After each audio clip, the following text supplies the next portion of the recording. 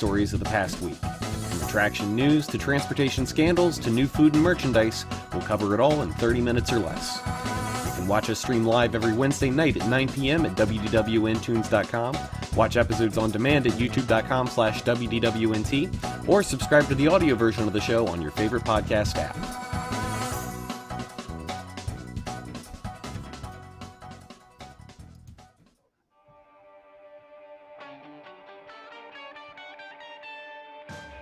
Picture this, it's Halloween night and you don't have a Halloween costume yet. Probably because you're an idiot. But why go to any ordinary costume store when you can go to the one named after a niche community of theme park fans? That's right, come on down to WDWNT, the costume shop. We've got last minute and most importantly the cheapest Disney Parks themed costumes around.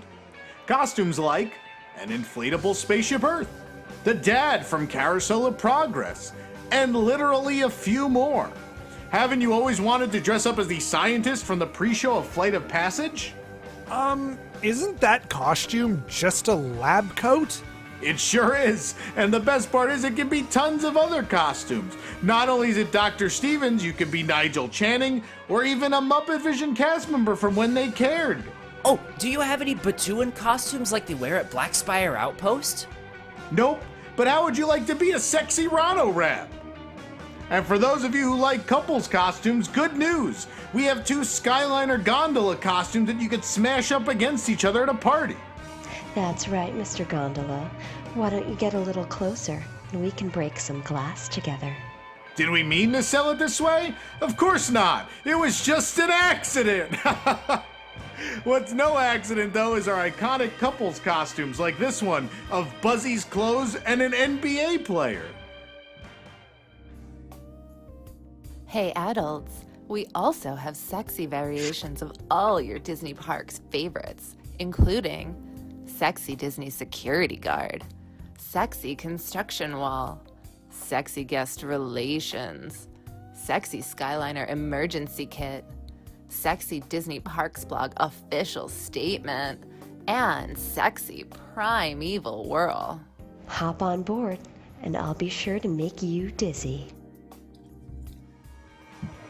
I know what you're thinking, and the answer is no. We did not illegally obtain these costumes directly from the theme parks. We have people in our back room tirelessly creating these original costumes from scratch in very little time. Tommy, I need to take a break. My hands hurt and the arthritis is flaring up. No, Ma, get back to work! Why do you hate your mother so? Jeez. So stop by WDWNT, the costume shop. We're conveniently located on an international drive in that building that looks like a Roman Colosseum. Happy Halloween, everybody!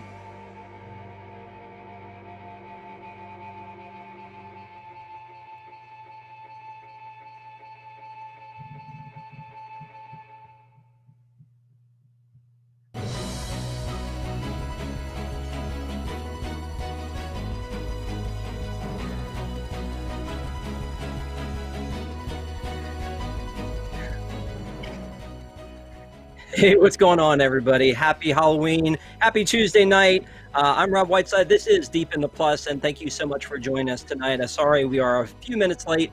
Technical difficulties all on me. But thank you guys again for being with us. We appreciate you. To get some business out of the way, we'd love it if you would like and subscribe to the channel, but definitely like this video so that more people can follow it.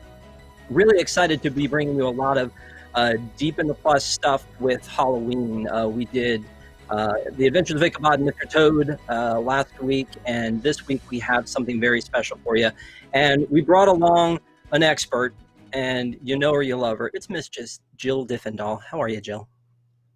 Hi, everybody. So, Jill, you said, okay, it's October 13th. It would be really cool to do a Halloween movie on October 13th. And honestly, you picked this one. But I'm not even sure if you're a fan or not, but you picked what movie? I picked Hocus Pocus. Yeah, you did. So Why? I picked this because, so it's interesting because this movie came out in 1993, and it's like a high school young adult movie. You know, it centers around high school kids and a little sister, you know, and witches. And I was in high school in 1993, but this movie was never a thing for me back then. But I know it's a thing for so many people. I love it. Jill is the unofficial fourth Sanderson sister. Thank you. Amok, amok, amok. So I've only seen this a couple of times ever, and it's been a really long time. And I know there's so much hype about this movie. Like, so many people say this is their favorite Halloween movie. So many people talk about it. There's, you know, every year you go to the Halloween shops and there's Sanderson sisters costumes at the Halloween party at Magic Kingdom. There's a whole Sanderson sisters show. Like, Hocus Pocus is everywhere. And I kind of wanted to revisit this after a while and try to figure out why. Like, what is the deal with this movie that it's such a big deal for people? Hocus Pocus, what is the deal? Yeah, okay. I can see that as an underlying theme here. So, you know, this movie was 1993, as you said. It was directed by Kenny Ortega right off of the heels of another review that you and I did, Newsies.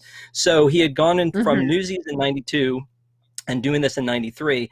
And it was not a huge box office success. It was a $41 million maker based on a $28 million budget. And like you said, there are a lot of people who love this movie. And I feel like there are two camps, right? So there's the Halloween Town people, and we're going to talk about Halloween Town in a week or so. And then there's the Hocus Pocus people. And when it comes to Disney movies and Halloween, a lot of people are on one of those two sides of the fence. Personally, I'm more of a Nightmare Before Christmas guy. But, you know, like you mentioned, like, they've really merchandised the heck out of this thing. You and I were at Mickey's Not So Scary Halloween party. We saw the Sanderson sisters show. That was great. Merch, tons of merch and stuff like that. You know, do you think it's just because they were strapped for IPs that had Halloween themes back in the day? I think that's part of it. I mean, I still, you know, after watching this movie again, I still have a little bit of a struggle to understand why it's such a big thing. I mean, I do think for Disney, from a merchandising and, you know, promotional standpoint, Disney doesn't have a lot of Halloween IPs. They have they have Nightmare Before Christmas, but there's not a lot else. And movies like Halloween Town are really not huge things, at least I think, relatively speaking. I'm not saying Halloween Town is not a good movie or a bad movie. Yeah, don't say that. You may anger the crowd. I don't want to anger the crowd. I'm not speaking from any personal experience with Halloween Town, but there's not a lot out there. And, you know, in terms of notoriety, Hocus Pocus has a lot more attention, a lot more people who seem to be talking about it and are fans of it. So I think some of it is just, you know, there's not a lot out there for them to play off of. So they picked up on this because it's a Disney movie that's all about Halloween. But I think that's a lot of it. I agree. So let's get into this a little bit. It was written by David Kirshner, and it was apparently, as his legend goes, it is a story that he used to tell his children, that he started out telling them this story. I saw an interview with him. It said that there was a little cat that came by, rubbed up against his daughter, and he said, "Oh, that's actually a little boy, and let me tell you the story." And his wife said, "Hey, let's do this." They made a pitch to Disney. Apparently his wife was very involved with that and put like candy corn on the table for the pitch. Disney loved it. They brought in Kenny Ortega, who, like I said, was fresh off of Newsies. And so they made this movie, and it was originally going to be called Halloween House, which, like, why would you do that to this movie? I don't know, because Hocus Pocus seems perfect for it. Even though the titular line seems a little forced into there. It's all a bunch of Hocus Pocus. When he said that, I was just like, oh. We'll get to that aspect of things later. Okay. One of the other things that I learned in those early phases is that Leonardo DiCaprio was originally meant to be Max, right off of Gilbert Grape. And I was just like, what movie would this have been had Leonardo DiCaprio said yes to this, and what would happen to his career? Because obviously Max is not a household name in the actor. So it's interesting to see how this movie might have changed had that been the case. But the movie opens up on a book, as many Disney movies do, and it's this story from 1693 of the Sanderson sisters, and they go into this early plot of the Sanderson sisters. They need to get this child, and then they feed off her life force and basically kill the kid and throw a sheet over her. That's a little dark. I mean, I know yeah, exactly. It's a PG movie, but that from the beginning already is a little bit dark because they kill her, they suck the life out of her, and then they throw a sheet over her, and it's just, that's how it goes. It's yeah, so the Leonardo DiCaprio. So originally this movie was going to be like a direct-to-TV kind of movie, and apparently I guess when the Disney execs kind of saw the storyline and they really liked it, and they actually threw more budget at it, and that's how we wound up with such big name stars in the Sanderson sisters roles.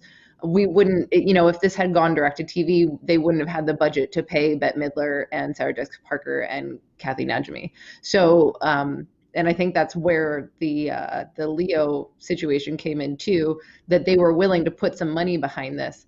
It's interesting to me what would have happened if Leonardo DiCaprio would have gotten this role, because, well, I'm not the biggest fan of Leonardo DiCaprio. I don't think he's the best actor in the world. He did get an Oscar nod for Gilbert Grape.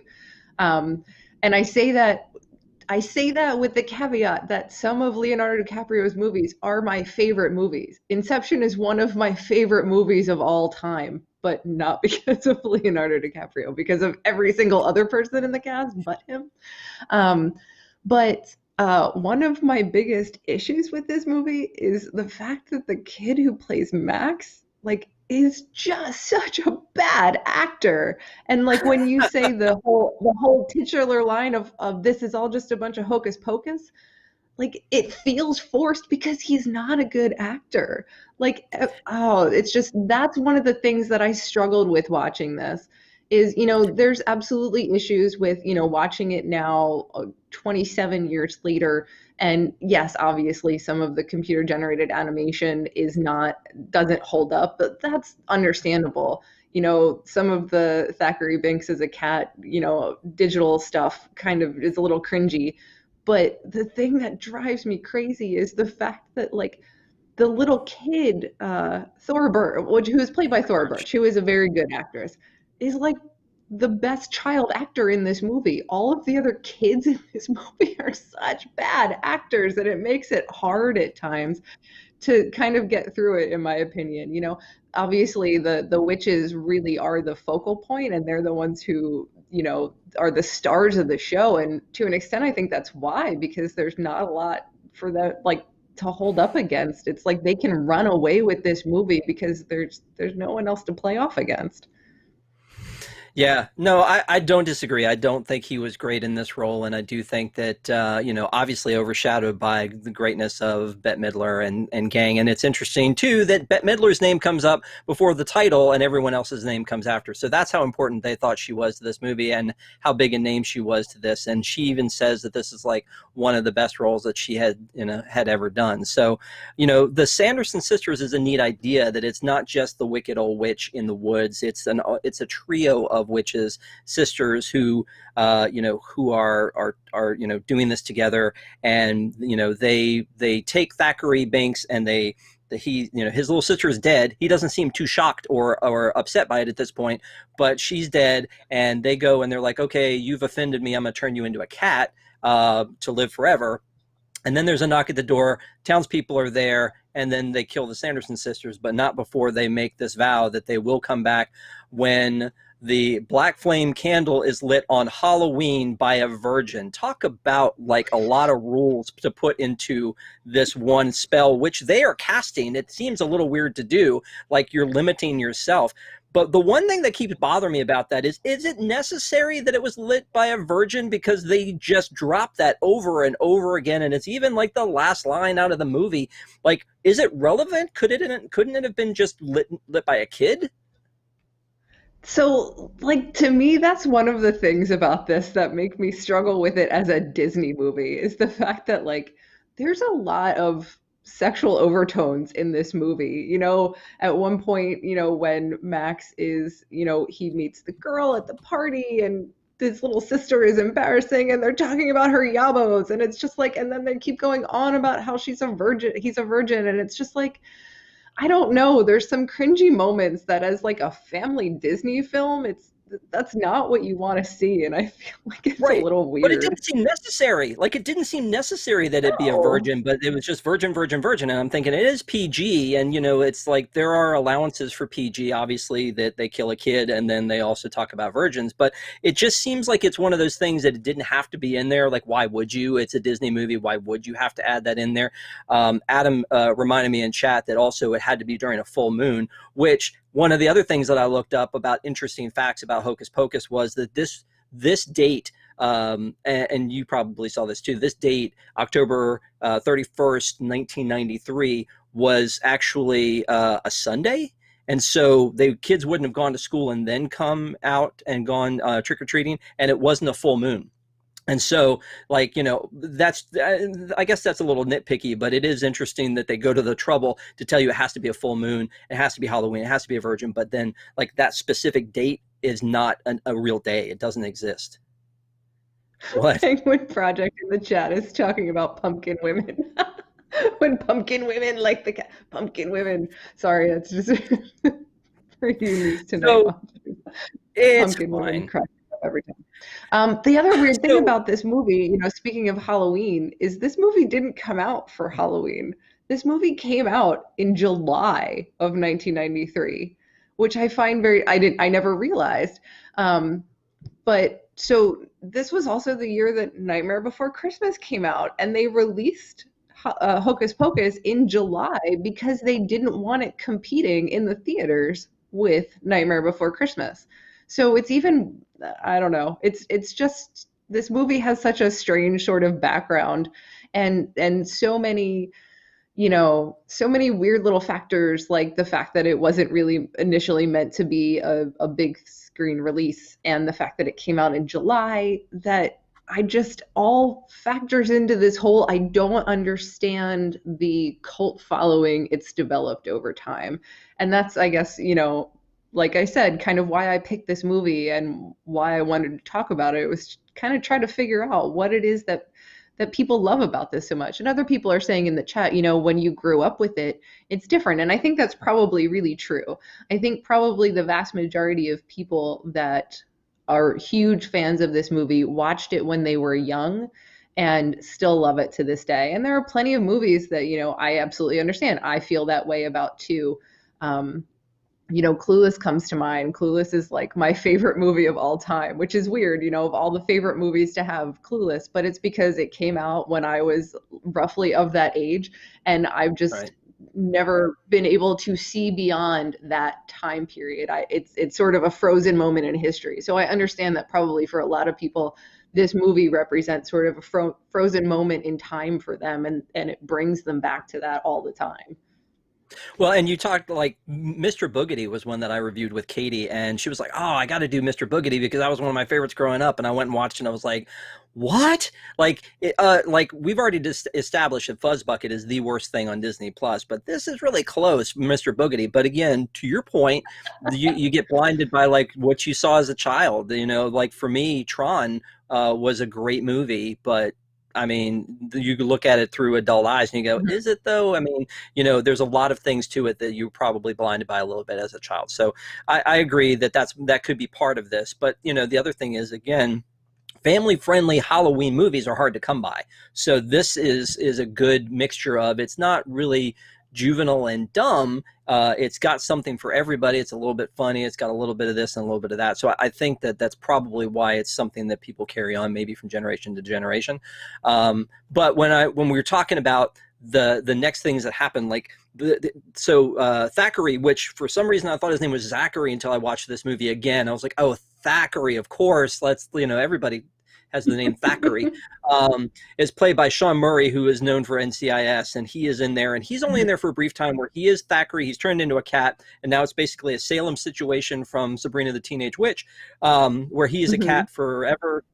Weird motions and things, like you said, it doesn't really stand up because of the computer generation, and like a mix of that and kind of some like animatronic thing. So they put this curse on him. They get killed. Then we flash forward to modern day Salem, and Max and Dani, and they're getting used to living in this new town. And Max is trying to be like that cool teenage kid, and his sister.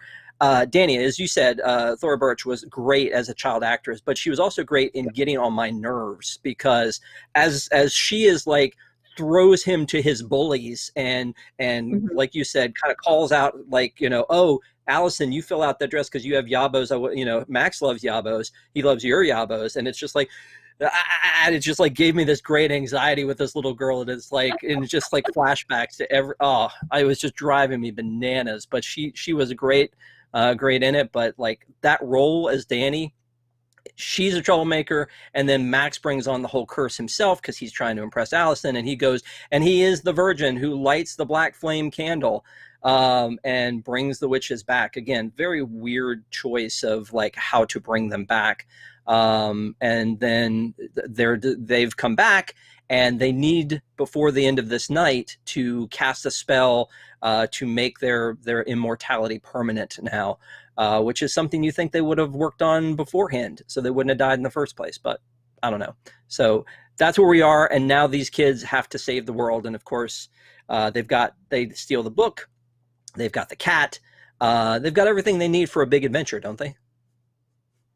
I think they do. It's funny because as I'm watching this, and again, a little bit more objectively, because this isn't a film I grew up with, I saw so many aspects of other like great films of that time. Like a lot of this felt very Goonies to me. There were absolutely some aspects that felt very Beetlejuice to me. I mean, Billy Butcherson in the graveyard was like totally a zombie right out of Beetlejuice. I mean, you could have picked him up and put him down in Beetlejuice and he would have fit right in. So it's like they obviously borrowed a lot from things that were iconic and at the time, and really sort of like those classic teen and young adult adventurous kind of things. And to be fair, like those are the things that I think make this movie very successful. Like it's absolutely an enjoyable kind of, romp through a little supernatural fun, teenage adventure. No doubt about that. Again, I think, looking back to had they cast somebody like Leo as the main role, it probably would have been a little more successful in terms of holding up over time. But it's fun. You're absolutely right. There are some things though, again, like to your point of like, was that really necessary? The whole like throwing the virgin thing around constantly, was that necessary? Was it necessary to kill a cat twice on screen? I mean, it's not just that Thackeray Binks died twice, but you saw him killed twice. And as a cat run over by a bus, run over by a bus, and then like falls and hits a rock. Like it's just. There were some things that were a little more gruesome than they needed to be. Like, I think they did a really good job, and to their credit, they didn't water down the Sanderson sisters. They didn't make them, kind of that whole, good witch kind of vibe. They were bad dudettes. They were absolutely out for bad intentions. They wanted to kill all the children in the town for their own benefit. But like you could have left it at that. You didn't need to kill cats and kind of throw all the other kind of gruesome stuff in there, I thought. Yeah, I put in my notes a little intense. Killing the Sanderson sisters in the beginning, them killing Emily, and then Binks run over by the bus again was one I had on my list, and obviously like the virgin thing and the yabos, and there was a lot of that stuff that didn't seem to necessarily need to be there for something that you're kind of pushing as a family-oriented movie. Obviously, it had, again, the PG rating, which was a little bit loose back then than I think it would be now. Maybe they would have, for this one now, gone just a tinge edgier and made it PG-13.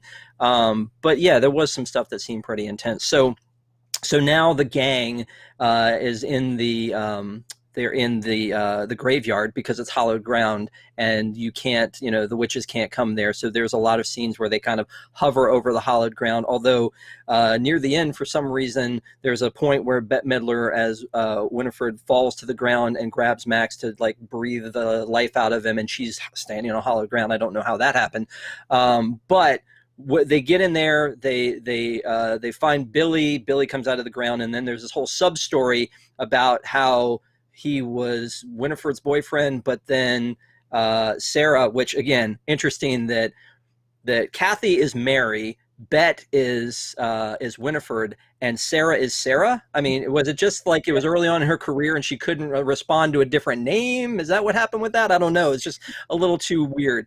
But apparently she flirted with him, and then she decided to sew his mouth up. And I missed that the first time. Like I didn't get that connection. And then watching it again, I'm like, oh, okay, because she's kind of waving him, going, hi, Billy. And then Winifred's really upset about it. Again, a sub-story that maybe didn't necessarily need to be there, but I guess Billy was an interesting character to bring into it because he was scary at first, and then he's kind of like the lovable monster as movies go on with that. And I wrote down the name of the guy, and maybe you know it off the top of your head. Doug Jones, I think is his name, who played Billy. And yet... Yes, Doug Jones. He was also in The Shape of Water as the amphibian man. But he apparently everything he does has prosthetics or something weird in his career. But there's also somebody in the credits as Billy without head. Like there's a woman who was credited as female. Yeah, is Billy without head. And I thought it was interesting they had to go and do that. I mean, maybe again because of the practical effects. Right. So so there's a scene where Billy loses his head and like picks it up and puts it back on. So that person in the costume walking around as headless Billy is a female, and she's credited in the movie. But interestingly, at one point in the movie, the Sanderson sisters are going around and they show up at a house where they see the devil, and they're like, oh, master, master. And they come in the house, and there's a pretty extensive scene where they're talking to this guy dressed as the devil and his wife, who is kind of Medusa, but not exactly, who's totally not into it, whatever. It's Gary and Penny Marshall. Gary and Penny Marshall, who are huge, huge names, especially at that time. They were responsible for so much great television and movies. They're not credited at all. Like, their names aren't in the credits.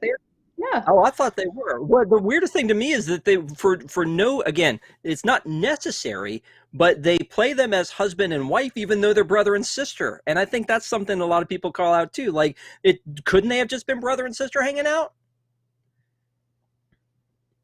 I mean, they're characters in the movie. I don't think it really speaks to that. I think they're clearly in the movie they're married.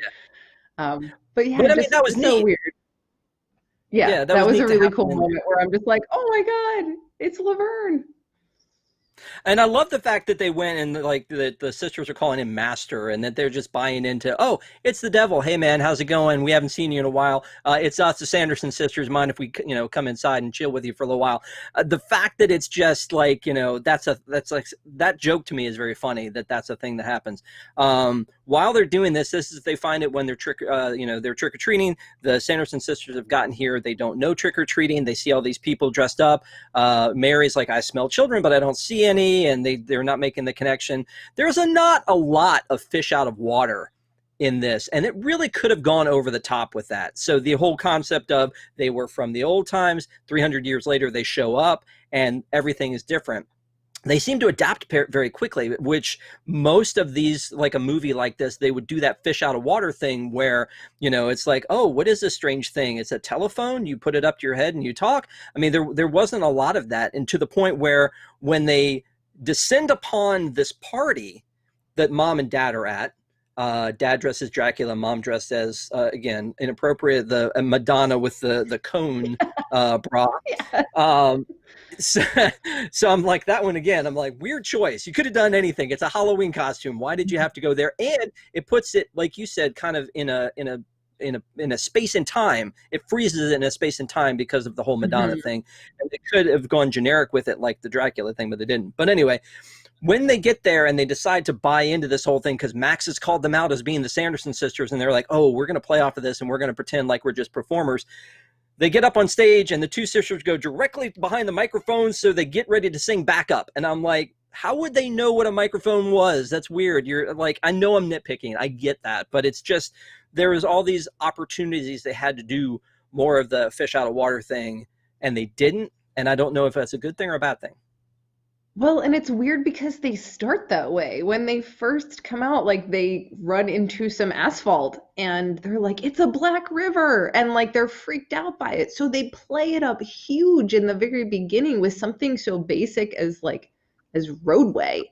But then when it comes to actual technology, whether it's phones or television or microphones and guitars, it's like it's nothing to them.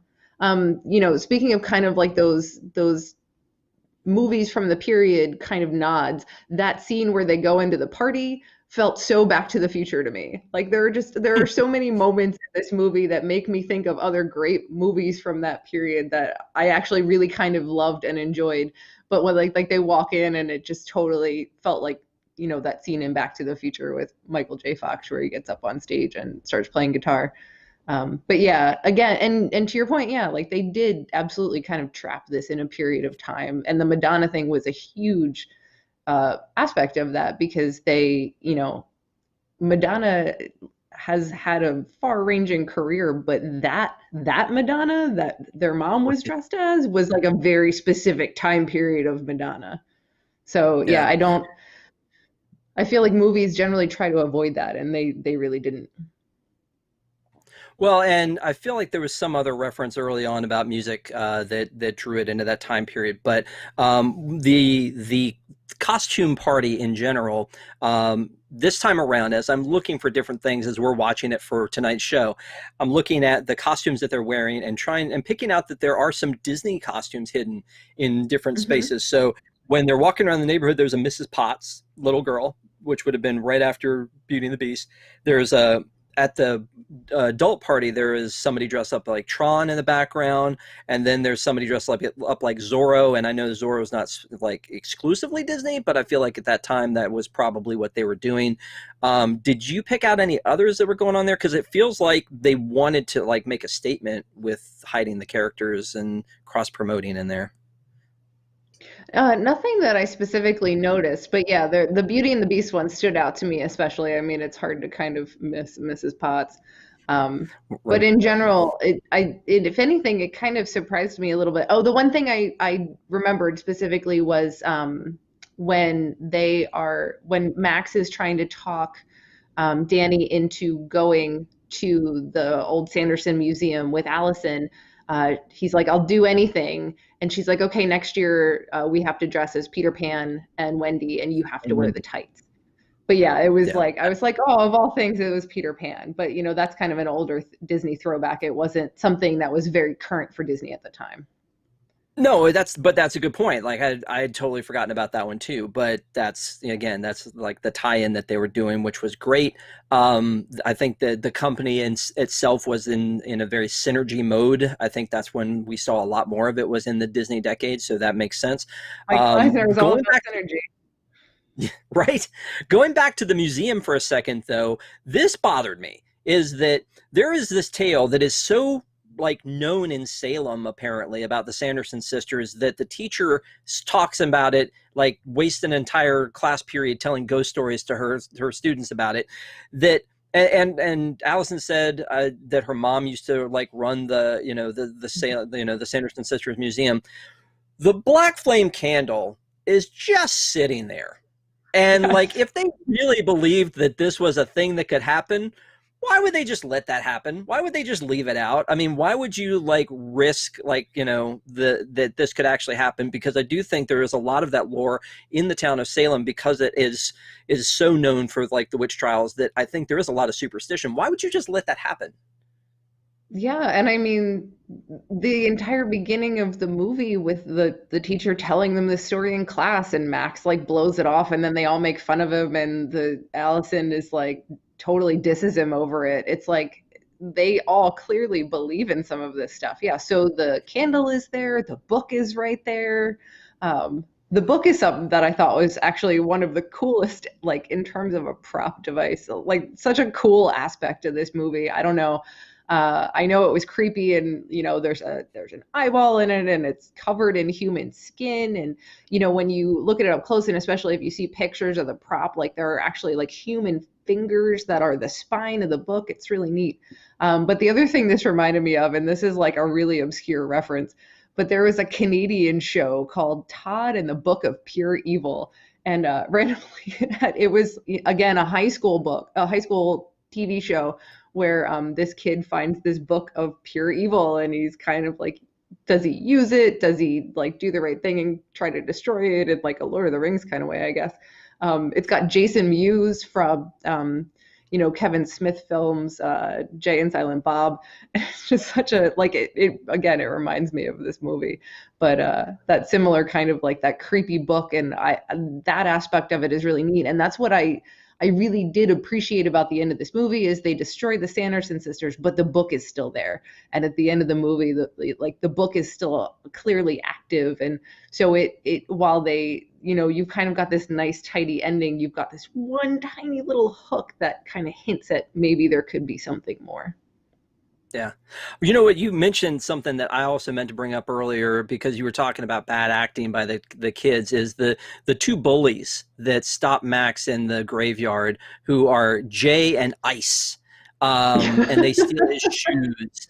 And I'm just like, first of all, the acting was horrible. Secondly, it really was Bill and Ted or Jay and Silent Bob. Like, these guys were those guys because, Ice is trying to be cool and Jay's like, I'm Jay, this is Ice. I mean, it's just really, it's painful.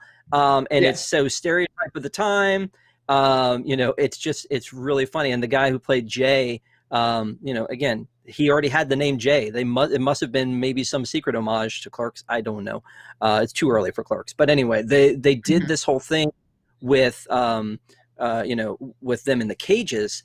And then there was a throwback show they did a few years ago for the 25th anniversary where both those actors were in cages like that, hanging up, modern day. And it looked pretty funny. But that guy who was Jay has gone on to do other things, including a run on Stranger Things. So he's still acting. A lot of these people are still acting. Max is not, to my knowledge, but a lot of these people are still doing things. Allison's still acting. The mom is still acting. I don't know if Charles Rocket, who played the dad, who spent a time on SNL during its like worst time, plays the dad, and I don't think he needs to be doing anything anymore these days. I don't know what he's up to. So anyway, I believe he passed away. That's what I was actually. That's why I was kind of stopping there, because I do think that is correct. So after they go and the Sanderson sisters, they burn them in a kiln, which again, they set fire to them after everything else, and then they come back to life because apparently they're immortal during this night that they're doing. They trick them into thinking that the sun has come up and that they're doomed, and then they find out that it wasn't, and they chase after them, and they go to the hallowed ground, and they have this final battle, on the hallowed ground where they're going back and forth, and Billy is like defending the kids, and and then finally, as you mentioned, they save the day. The Sanderson sisters turn to stone, turn to dust, and then Binks dies for the second time, but for the final time. And so the character of Thackeray shows up again, and something that didn't occur to me until I went and looked it up again, but it makes perfect sense, and now I can't unhear this, is the voice of the cat is Jason Marsden, who is the voice of Max Goof in a Goofy movie, and he is still the voice of Max Goof anywhere he's heard, is the voice of the cat. And apparently it couldn't match up enough to Sean Murray's voice, so they overdubbed Jason in the beginning and in the end over Sean Murray, which again makes me see why like that acting seems kind of bad, because he's trying to match that voice. The voices don't match up. Yes, I guess the issue was that the actor his voice sounded a little too contemporary, and they needed him to sound like he was from 1693, and they just didn't feel like he was pulling it off, and that's why they chose to overdub Jason Marsden's voice with it. But that, I guess I can get past that, because the actor himself is in the movie so little. Yeah. But yeah, of all the bad acting issues I have with this movie, that's lower on the list than others. So a lot of this was filmed in Salem, and those are still locations that you can go see. You can go still see Max's house. You can still go see Allison's house. You can still see the school where they burned the witches. So all of these things are still there, and I know that that's something that we've covered on the blog, and we'll probably cover again, is those places that you can go and see these like lives, like these places where this film actually happened. And again, these super fans, I think, are there are probably a lot of people who have gone just to see those places in person, to be able to be a part of that. But since then, and like you said, the movie ends and the book, and the eye opens up on the book, and there's always that possibility of what could happen next. There was a book called Hocus Pocus and the all new sequel, which apparently came out around the 25th anniversary. And it doesn't seem like it's tied into anything. It's not written by David Kirshner. It was written by A.W. Jantha, and it's supposed to be sort of a quick retelling of the original story, and then some after that. Then there was a 25th anniversary special, which I looked for to try to find footage to show tonight, but it's really hard to find that, which had it had some of the stars coming back, but it also had Dove Cameron from Disney Channel and Sophia Carson and Jordan Sparks singing as the Sanderson sisters, and then, like I said, the guys in the cages and everybody. Allison came back, and and Dani, and so it was neat to see that. And I really kind of wish I could have seen that, and maybe I'll track it down at some point. But this also lives on, and we talked about this a little earlier, in the parks with the shows, just seasonally, and the merchandise. But there's a sequel or a reboot coming. So a Disney Plus reboot, theoretically. And the first time I heard about this, I thought it was a reboot. Looking back into it now, it seems like it may be a continuation. Is that your understanding? I think it's a continuation. I think it's like a sequel. Yeah.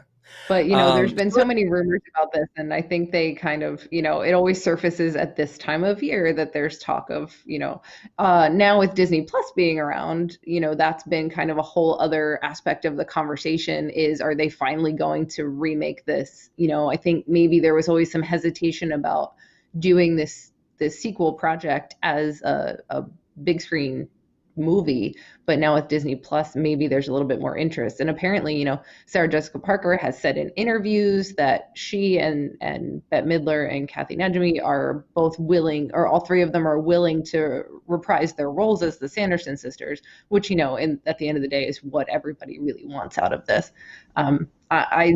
It surprises me. I feel like there's got to be something, because for as popular as this movie is, for as sort of, this is as pretty up there as far as cult classic Disney movies. It surprises me, with all of the other remakes and reboots and sequels and prequels and everything else that Disney has been on the train for lately, that this is something that they haven't pursued. I think they would 100% get a ton of mileage out of this if they did it. And so it kind of surprises me that it's never really quite gotten off the ground, as far as we know. Yeah, and I think it should be a continuation of sorts, and maybe you retell the story, but very much like Star Wars and Tron Legacy, bringing those characters back into that universe and paying like tribute to the people who were there before, as opposed to something like the Ghostbusters remake, which had Ernie Hudson in it, and like the guys were scattered in there, but they weren't themselves, and so I think that it would make it more credible if they would do it that way. And you're right, it is surprising that they haven't jumped on that already. It's been 27 years since the original, and they seem to know that it has value because of how much they put it on merchandise around Halloween. And it's not just in the parks. I saw it in the Disney store at my local mall as well. So they know that this thing has value and it has legs. And when they first started talking about Disney Plus, it seemed like this was something that was destined to be there. And this is why you should buy it, because The Mandalorian's coming, the Hocus Pocus sequel's coming, Marvel stuff is coming, and a lot of that stuff hasn't surfaced yet. So I wish that special, which originally aired on Freeform, why didn't they put that on Disney Plus? It seems like it would have been an easy thing to do under the extras. There is an extra where it's something that they probably made for the DVD, where it's called Treats and Trivia, or Trivia and Treats, where you can go in, rewatch the thing and watch. Did you see any of that? I did watch some of it. I didn't watch the whole thing through, but it is cool. So if you're into this exact kind of thing where we're talking about little factoids and tidbits about the movie, or if you were ever into like pop-up video when they used to play that on VH1, it's a little bit of that. It's a little bit of commentary. So it's the entire movie played through, but you've got some little like fun facts that pop up. Like they talk about the fact that the movie was originally called Halloween House. And actually in other countries, it's called Abracadabra. It's not called Hocus Pocus. In like Mexico, for example, they call it Abracadabra. So it's got little factoids like that. And then it's also got some of the storyboard art that plays over the scene. So it's kind of cool that, when in the original sort of setup scene in 1693, where they go to the Sanderson sisters' house and you see Emily running up to the house and you've got the house sitting up there, kind of, very iconic looking. They show the concept art from the storyboards, and it's like identical. They've got some of like the character sketches and things. And then they've also got little tidbits from the director, from even like Bette Midler. Bette Midler actually has a cool little segment where she talks about kind of creating the look of Winifred Sanderson, and how, coming into this, like you said, like she was top bill by a long shot in this, because Bette Midler was, she was the Divine Miss M. She was huge in the 90s. And so they gave her a lot of kind of leeway in terms of making Winifred Sanderson who she wanted her to be. So it was her idea to have the teeth. It was her idea to have the little rosebud mouth. It was her idea to have the Queen Victoria hair. And she talks a little bit about that and how she really got to create the look of this character, that was a lot of her own creation. So if you really like the movie and you haven't seen that, go watch that on Disney Plus, because I think it will, you get to watch the whole film, but then you get to see kind of these little tidbits that really bring a whole other flavor to it. And it's really cool. Okay. The other thing that's sorry. Oh, I was going to say the other thing that's a neat extra, and this is me being a dork, and I know Rob and I are both on the Disney Emoji Blitz boat. For anybody out there who's a Disney Emoji Blitz player now or ever in the past, actually Disney Emoji Blitz just had a Sanderson Sisters Hocus Pocus event that ended, I think, yesterday.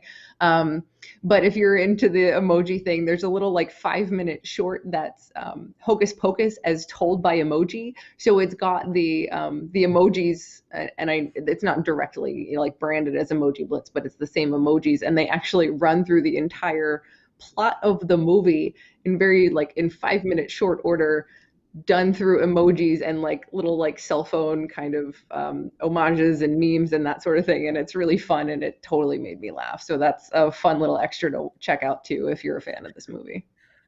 I'm glad you brought up Disney Emoji Blitz. First of all, I need everybody to know that Jill beats the crap out of me on Emoji Blitz. I thought I was good, and she is, wow. Anyway, so because we're Facebook friends, it comes up, and it's always bad. But one of the things that bothers me about the Emoji Blitz game is that the Black Flame candle was black. And in the movie, it's not. But in the emoji, it was black. And I'm just like, why would you do that to me? Why would you create this issue? But I was very determined that I would get one of those emojis, and played it way more than I should have, so that I could finally get Winifred. And so just in case you were wondering, that all worked out well. Penguin I wanted Project. I didn't get him. I was so bummed. Well, I was surprised I got her. I thought I was going to get an upgrade on Mary or Sarah, but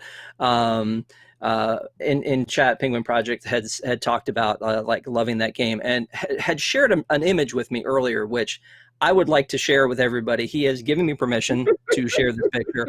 Sent this picture. It's going to look a little bit, I think, messed up when you see it, but this is dressing up 2 years in a row as Winifred, and is spot on, and is so freaking cool, dude. Nailed it. That's And that's great like, costume. that is so good. Yes, and got the look and the whole deal. So thanks for sharing that with us. I appreciate it. Yeah, that's awesome. So before I move on to wrap this up, anything else that you wanted to talk about this movie, Jill?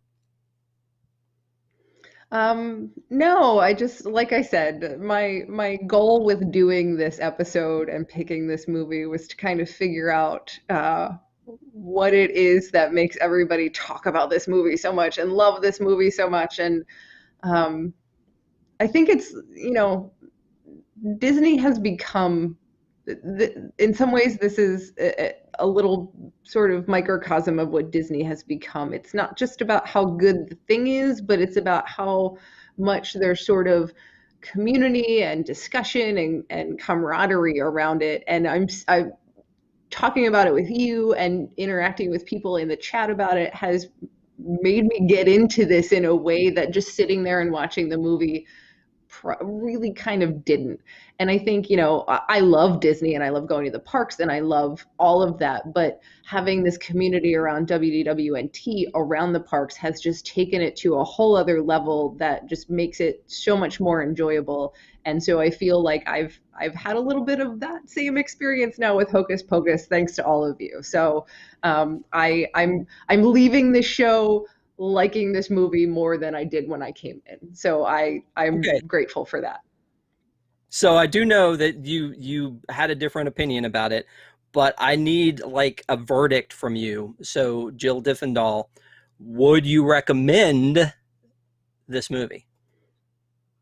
Oh, yes. If you've never seen this movie, I think it's worth watching. But I think what my caveat to that is, if you know somebody who loves this movie, watch it with them. Watch it with them, because sharing in their joy, sort of that Dementor sucking the life out of it kind of Winifred Sanderson move, where you can kind of steal some of their enthusiasm and soak in that a little bit, I think is going to make it way more enjoyable than if you just kind of sit there and watch it by yourself. So this is a movie to sit and watch with other friends, socially distant if that's required, and enjoy it, and talk about it and laugh about it. And I think make it an experience rather than just kind of sitting and watching it. And that will bring a whole new level to this movie. Yeah, I would say this one for me is almost mandatory Halloween watching anymore. And I didn't grow up with it either. I mean, this was past my time that this came out. And so I did not grow up with this movie, didn't see it first run. But when I saw it, I was like, okay, I kind of get it, because I feel like it is a fun movie. As much as I picked apart little things like the whole, why does it have to be the Virgin lighting the candle, and the hallowed ground, and the little things that we do on this show, when we bring the show to you, we want to get into it. But in general, I like this movie. I think it's fun. I think it's a fun one to rewatch. I'm never really disappointed with it. I find other things in it, like the whole subplot with Billy and his relationship to the sisters, that I just apparently missed the first time that I watched it. And so it's not only